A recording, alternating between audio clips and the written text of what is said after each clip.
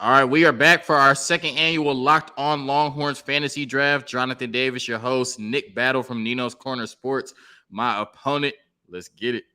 You are Locked On Longhorns, your daily podcast on the Texas Longhorns. Part of the Locked On Podcast Network, your team every day.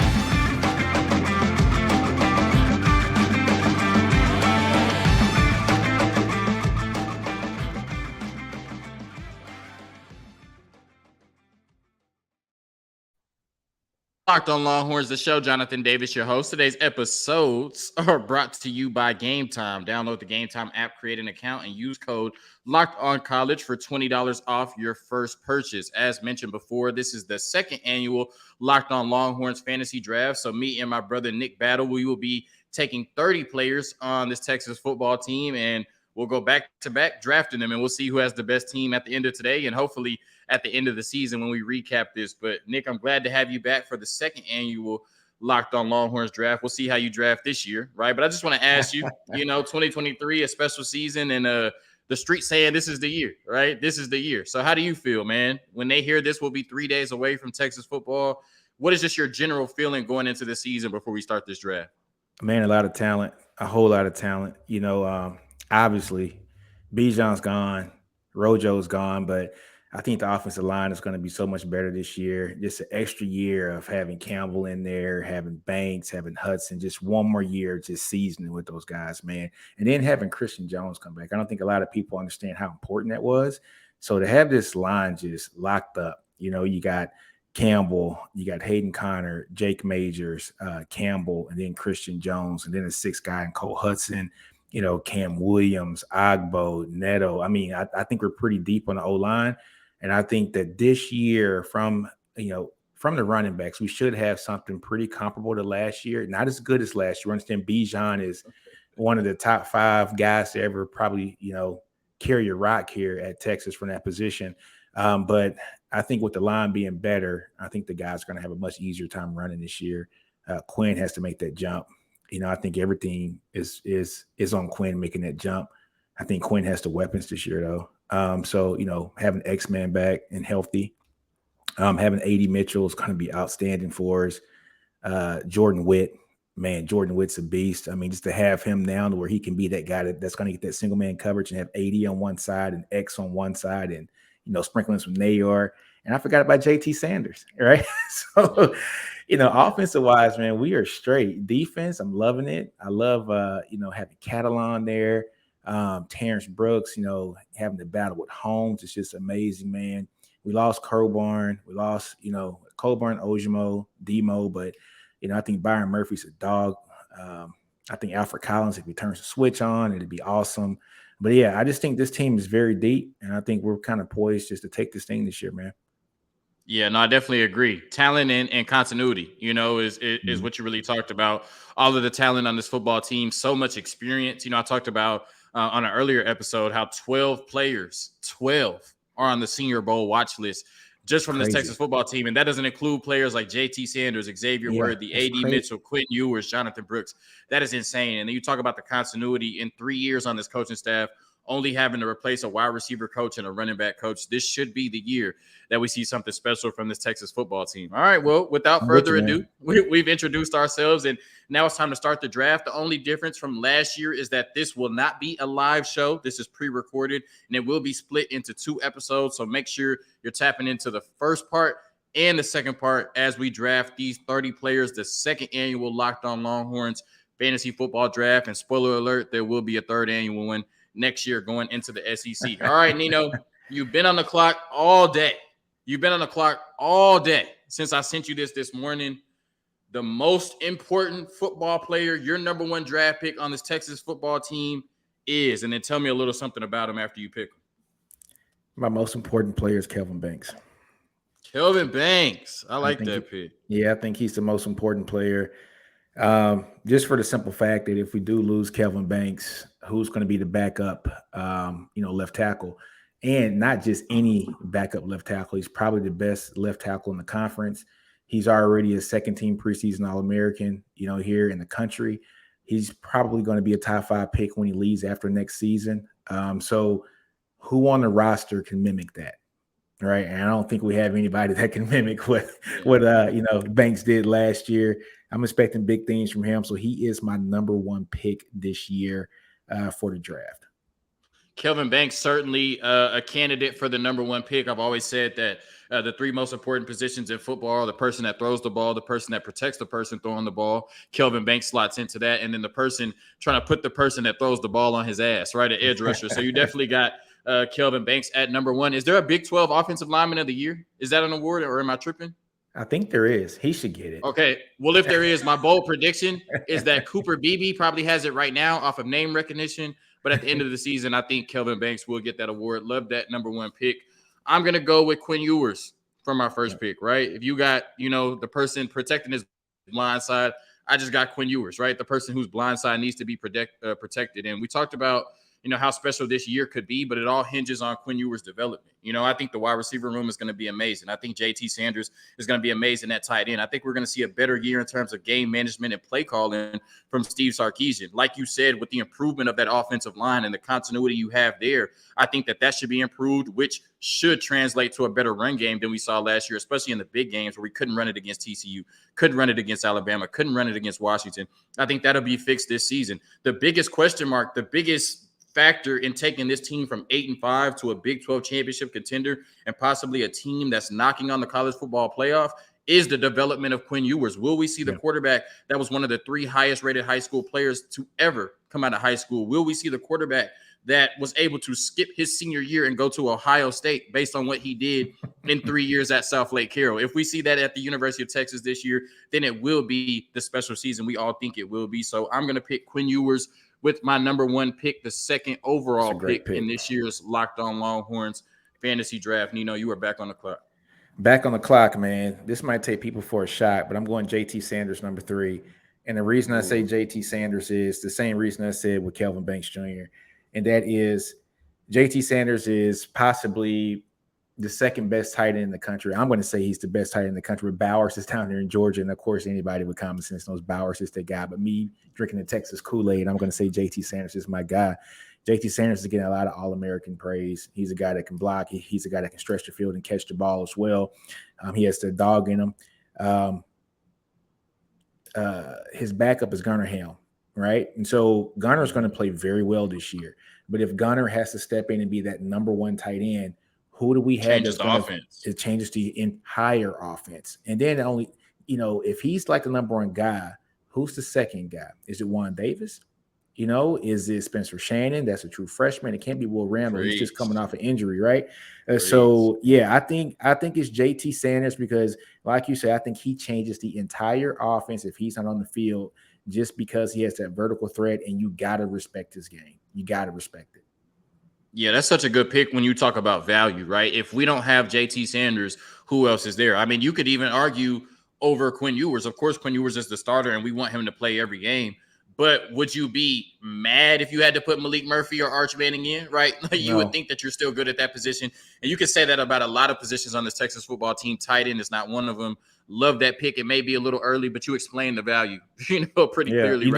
Though? Honestly, I was thinking about X-Men, but we're so deep in the wide receiver room. Exactly. We're so deep. I mean, last year it would have been X-Men all day long, especially knowing that Nair was hurt. But JT Sanders is a different animal. He's a different caliber of player. He's a 5-star for a reason, right? And he's the only 5-star we have on that team at that position. And he's probably the only guy with the NFL, pedigree.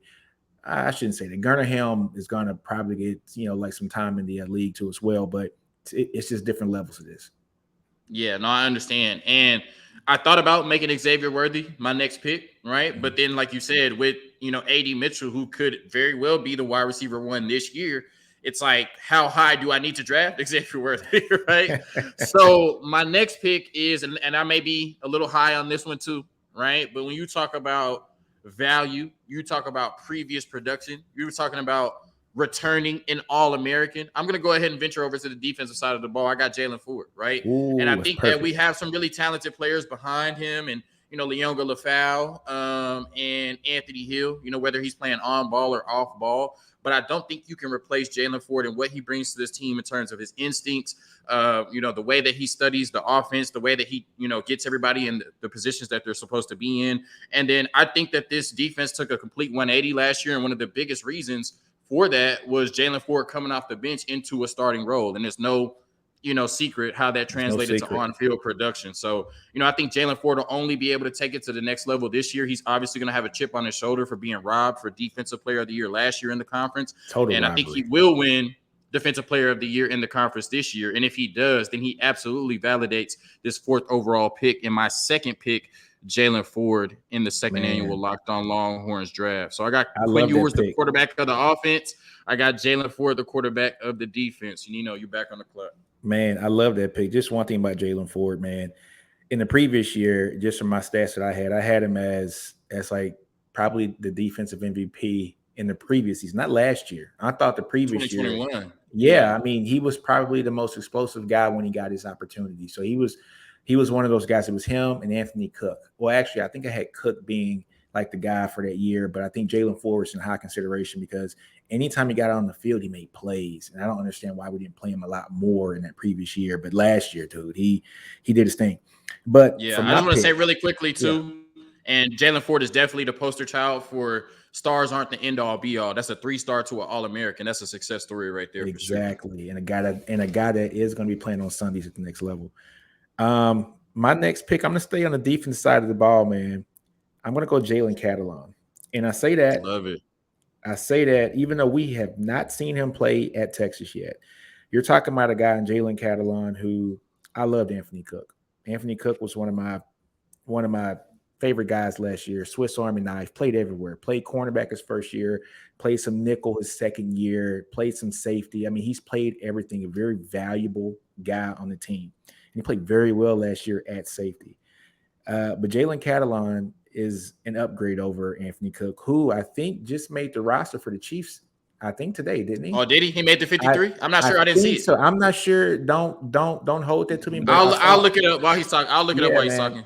All right. Yeah, man. I saw all the cuts from the Chiefs, and I was scrolling down. I was trying to see if Coburn was still on the list and everything. I didn't see any cuts from Cook or Coburn, but I could be wrong. But in saying that, Jalen Catalon. Anthony Cook didn't make it. I believe Coburn did, though. Yeah, Anthony Cook did get cut. Damn. Yeah. But, just in saying that, Catalon, SEC All-American. No, I'm sorry, SEC first team. Yeah, first team, all SEC as a true freshman at Arkansas at safety. And from all the reports, he's making a ton of plays. He's kind of being a quarterback on that defense in the secondary, man. You got him talking. You got Jaron Thompson talking to as well. Man, I'm telling you, that secondary is a smart secondary headed by Jalen Catalon, who is that ball hawk. And that's one thing that Texas missed last year was interceptions. We didn't have a lot of interceptions last year.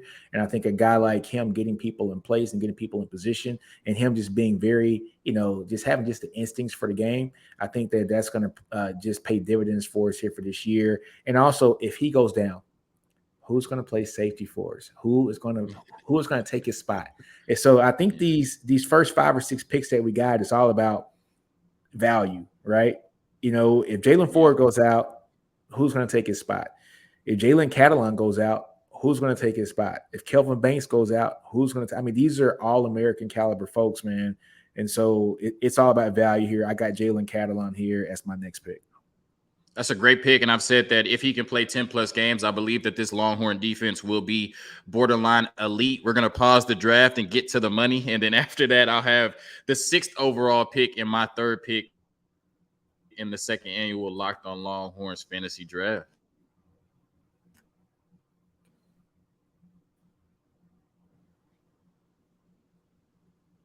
Frozen. There we go. All righty. So this episode is brought to you by Gametime. Forget planning months in advance. Gametime has deals on tickets right up to the day of the event. Get exclusive flash deals on tickets for football, basketball, baseball, concerts, comedy, theater, and more. The Gametime guarantee means you'll always get the best price. If you find tickets in the same section and row for less, Gametime will credit you 110% of the difference. So download the Gametime app, create an account, and use code LOCKEDONCollege for $20 off your first purchase. Terms apply. Again, create an account and redeem code LOCKEDONCollege for $20 off. Download Gametime today. Last minute tickets, lowest price guaranteed. All right, my next pick. This is the 6th overall pick in the Longhorns fantasy draft. I'm going with Xavier Worthy. And like I said, there could be some question about, who will be the number one receiver this year, if it'll be A.D. Mitchell or an Xavier Worthy. And I think it'll change. I think in those, those crunch time situations, maybe those 50-50 balls, you will be looking for A.D. Mitchell. But we know in any Steve Sarkisian offense, right, he's trying to get down the field. He's trying to throw that deep ball and let that open everything else up. And there's nobody on this team that does that better or does it more efficiently or proficiently, I should say, than Xavier Worthy. I still think that this offense and this passing game will run through him. And, he had a down year last year for a multitude of reasons. Injury, just didn't seem like his head was in it. Didn't seem like he was fully invested to this Texas Longhorns football team. I love the quote that he had at Big 12 Media Days. I'm not going to be able to paraphrase it exactly, but he just talked about having to look himself in the mirror and having to mature physically, mentally, and emotionally, and preparing himself to be a leader on this Texas football team this year. And it was just all of the type of stuff that you want to hear from somebody who was disappointed last year and is poised for a bounce-back season. So I'm expecting huge things from Xavier Worthy this year. He is on the Biletnikoff Award watch list for good reason. And I think, look, Ohio State is in quarterback turmoil right now. They just named a starter like 3 days before the season.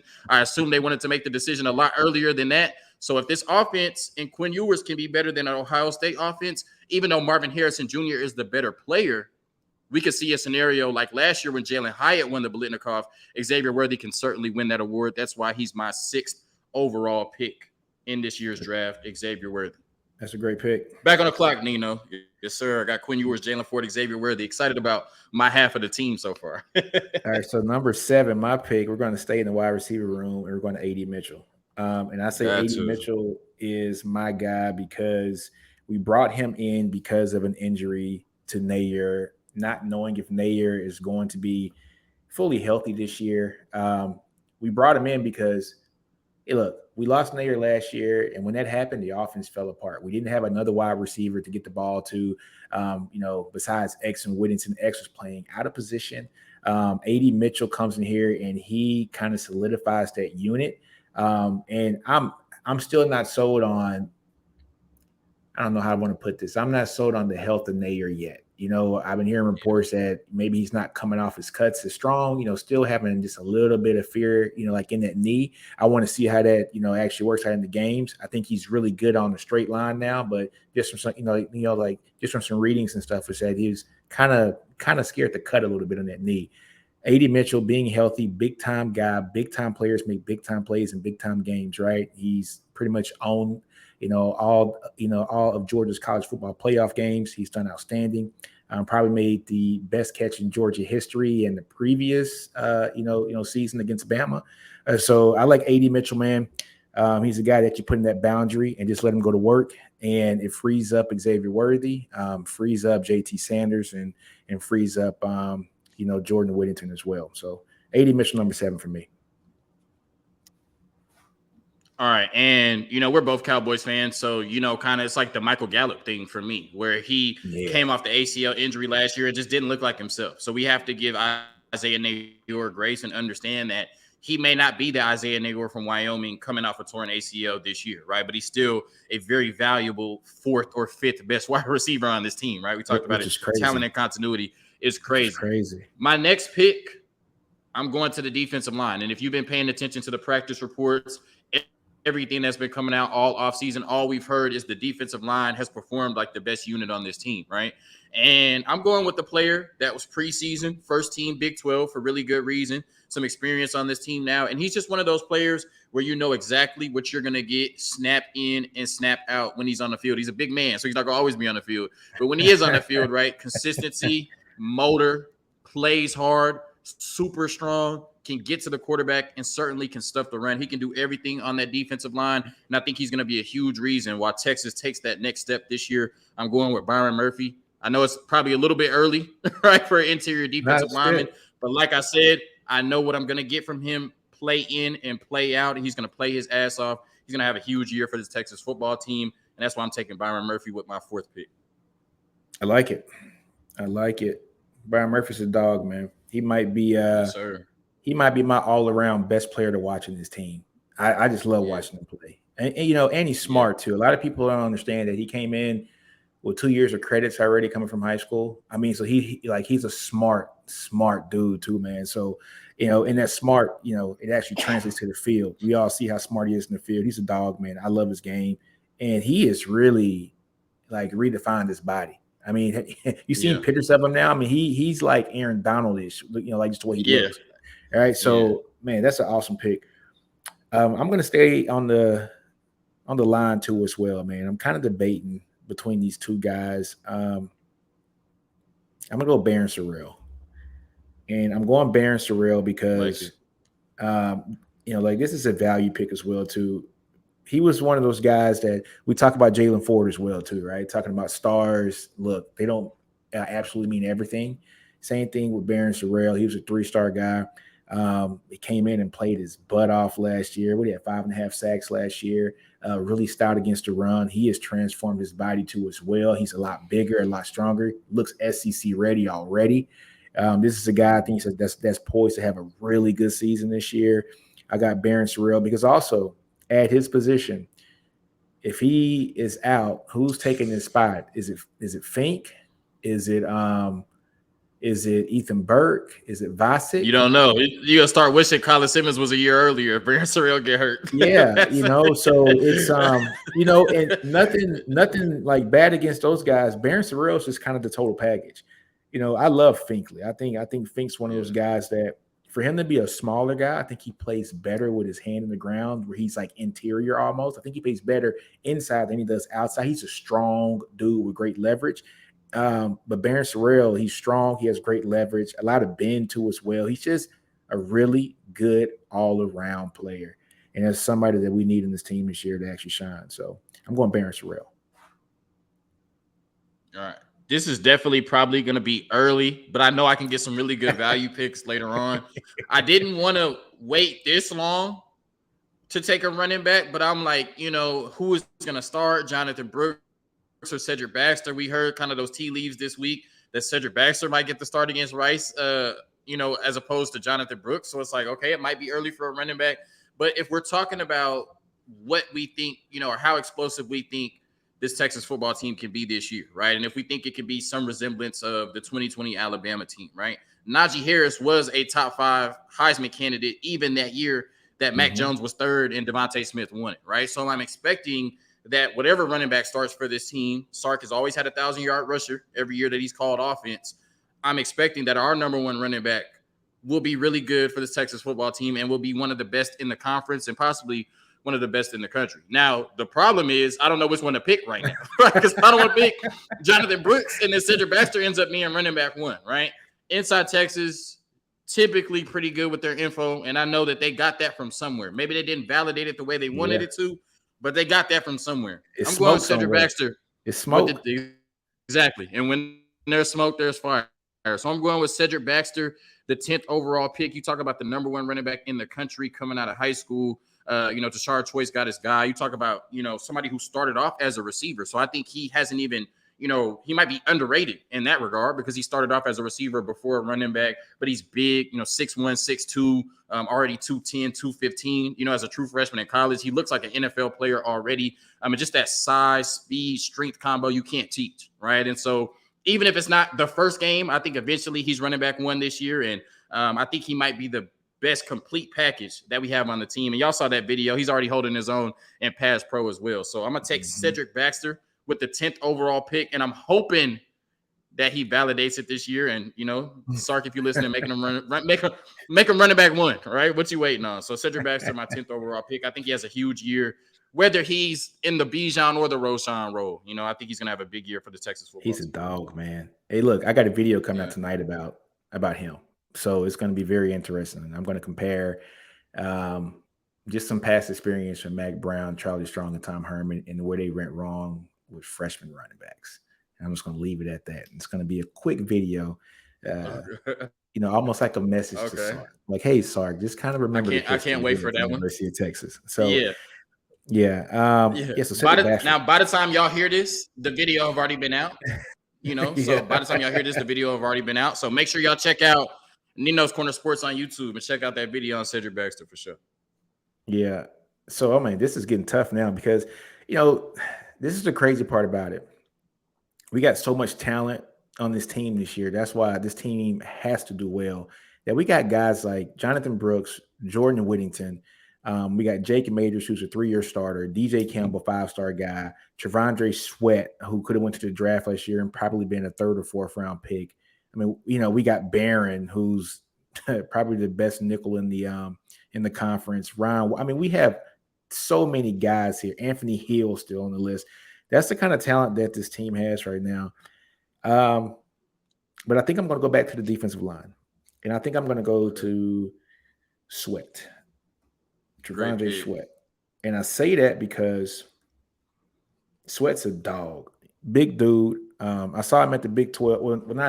I saw him in the press conference last week for the team. And, he basically said, look, I'm really not into this right now. I just want to play some ball. Right. So, so he's just ready to ball. But he's a big kid, man. What is he, 330 pounds or so, 340 pounds. You need that on the interior of the offensive line so that Texas can continue to stop the run on any team that they play, which they did really well last year. A couple big plays happened, but it is what it is. It happens to every team.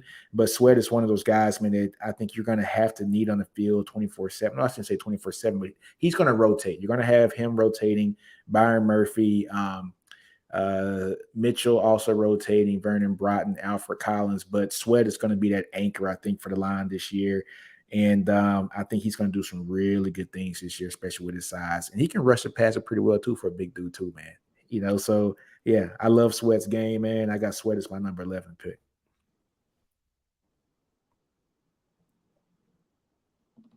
All right. So I'm going to stay on the defensive line. And this one strictly, I'm just trusting what I've been reading and trusting what I've been hearing and trusting what Sark has been saying. And I probably could get him a little bit later, but I'm counting on him. This is a contract year. I'm counting on him to validate this pick, man. I'm going Alfred Collins, man. And it don't make sense. It doesn't make sense because we've heard about the inconsistency since 2020. But all offseason, he's turned it on. It's clicking. He looks good physically. He's dominating. He can play inside and outside. He just brings so much versatility to this Texas football team. And I've talked about it, the 3 most important positions: rush the passer, throw the passes, block for the passer. So I'm going with Alfred Collins as my 12th overall pick, hoping as a Texas fan that he validates it and everything they've been saying about him this offseason translates on the field. Because if it does, 10th might be too, or 12th might be too low, right? If he lives up to his potential, 12 could end up being low, So I'm going to go ahead and get some value, right? Hashtag value, and take Alfred Collins with my number 12 pick.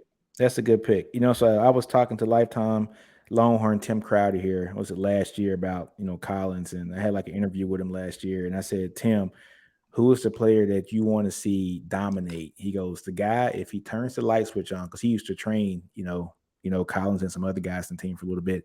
He said, Alfred Collins is a beast. He's a dog. If he ever turns that light on, I feel sorry for everybody. That's his exact words. He said, I feel sorry for them all. So I hope the lights turned on because Alfred Collins, I mean, he has the size and the measurables, man. I mean, he's a big, tall, lanky dude at 300 pounds. He has NFL written all over him. If he turns the light on, man, he can really raise his draft stock this year and do great things. 5-star kid, too. My next pick, you pick Cedric Baxter. I'm going to go and pick Jonathan Brooks. And I'm picking Jonathan Brooks because this running back room, I think, is going to be a 1-2 punch. I think Baxter is one of the guys who you can't replace his size and his speed, right? I had a comp for Baxter. I said a Todd Gurley when he was in high school. If you go look at Todd Gurley's film, very similar to Cedric Baxter. Now Gurley was a lot faster, I think. But him, a Larry Johnson kind of guy, a Najee Harris. Najee wasn't slow. Najee ran a 4.5, right?